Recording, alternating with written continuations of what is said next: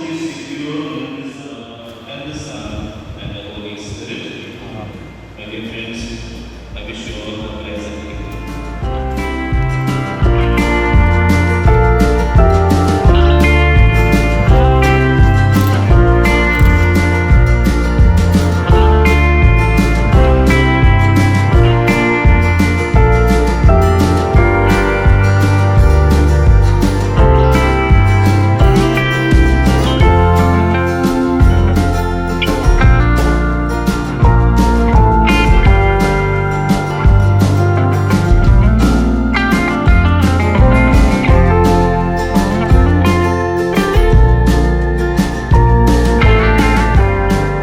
This is one of the oldest churches in Goa. And I am very happy to visit here. Spiritually also, people have more faith in this old churches. And, so I also went inside and our priest has given all details. Harmony, for the social harmony of various faiths. That is also contributing in their own way, and especially their prayer and other things.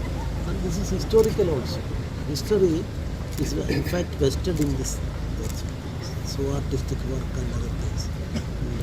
And the chief priest was kind enough to take me to the other parts. So very good things. So I want to come leisurely and enjoy and see and satisfy myself with respect to the artistic nature of people of this. It would speak volumes, so I'm very happy. And, so I'm visiting all temples, mosques and churches. So many churches I visited.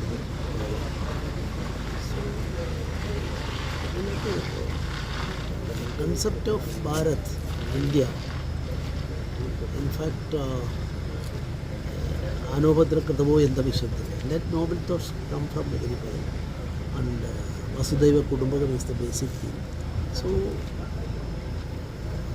Goa is a classic example of social harmony between various political groups, various religious groups, and cordial relationship existing in between all those people.